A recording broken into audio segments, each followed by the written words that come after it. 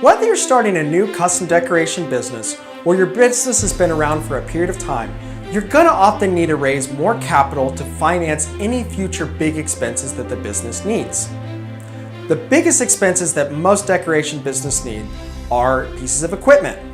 Now, the beautiful thing about the custom decoration business is there are numerous types of decoration pieces of equipment that can fulfill different customer wants and needs, but they also range greatly in price. So you can start off with a simple heat press and sublimation setup for around $4 or $5 grand, or you can get the entire screen printing setup for around $60,000. Now, depending on what setup you actually go with, you're going to also dictate where you're going to be located, which comes to another often big expense that businesses look into, which is buying land or buying a building so that they can run their business out of it.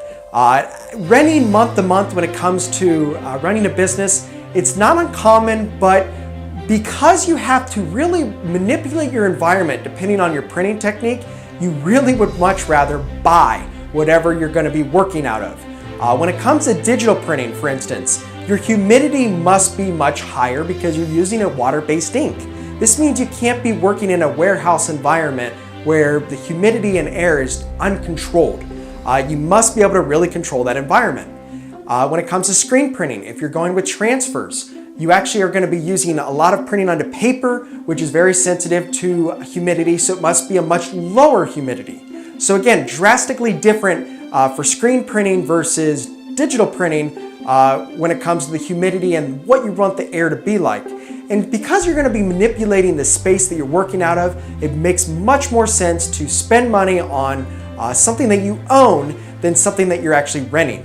And not only when you rent, you're actually typically locked into a multi-year lease. And if your business grows too quickly or something happens and you're not being able to come up with the revenue that you once were, you're going to be in a tough position. Versus if you own, you have something to sell. Now, before you get into any of that though, you must acquire the funds.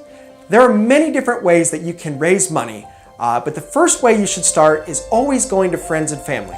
If your friends and family can help you, that's a great place to start because one, they typically know a little bit about your character and that whatever you're doing, you're going to be successful at it and that you're going to pay them back the money that you owe them.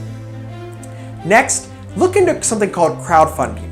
Crowdfunding has become very popular through websites like Kickstarter, where people essentially talk about a business idea or product that they really want to take to market, but they don't have the money yet for it. So they make a short video and often promote rewards for donating for the project, and before you know it, they've raised tens to thousands of dollars. Now, for a custom decoration business, it's a little bit more difficult for just saying, hey, I want to start a t-shirt printing business. I need this much money to buy this piece of equipment. But if you come up with a new type of business model or something like that, or you have some type of actual message of what your business is going to be revolving around, or essentially some type of like GoFundMe campaign, those are more likely to be funded to get your business going.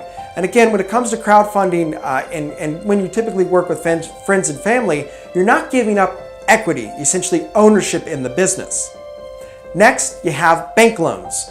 Once you've established a business bank account and you've been banking with them through a period of time, they will get to know you and be more willing to actually lend you money. When it comes to business loans, the interest rates are a little bit higher than most typical individual loans. If you're looking for a business mortgage, there's a much higher down payment, there's a higher interest rate, and everything else compared to buying residential. So it's not as cheap going commercial space than residential, but again, it's a good investment. Whenever you buy land, it's an actual asset, and then the building itself is an asset as well. And if you actually do own the building and the land and you're running your business out of it, it's often a good idea to actually incorporate the building and land under a different name. The reason is it'll reduce your liability if anything were to happen on the property. If it's under a different LLC that is separate from your actual decoration business, if anything were to happen to the property, the decoration business is actually not going to have any liability as far as being sued and so forth. The next thing as far as financial potential raising capital you really have is venture capitalism and angel investors.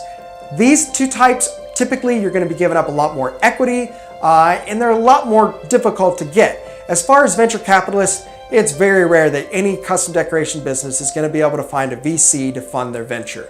But an angel investor, so essentially somebody that you may not be a close friend or family, but is willing to hear you out on a business idea in exchange for some equity to help fund whatever you're trying to do, is not a bad route. Having an angel investor can often be a good mentor to help you guide your way through running a successful business. Like I said, there are many different ways you can raise capital, but the big thing is don't give up too much equity just to grow quicker. It's a good idea to bootstrap. Essentially, keep your cost as low as possible. Do as much as you can in-house and be very strategic with your money. You don't need to essentially just be bringing on big expenses right off the bat. You need to prove that you actually, whatever you're buying, you're going to be able to pay back, and it's not going to really affect the business as far as what it's able to pay and what it's not. The last thing you want to do is take on too much debt and lose sleep at night. If you have any questions about raising capital for your decoration business, please do not hesitate contacting us. Thank you.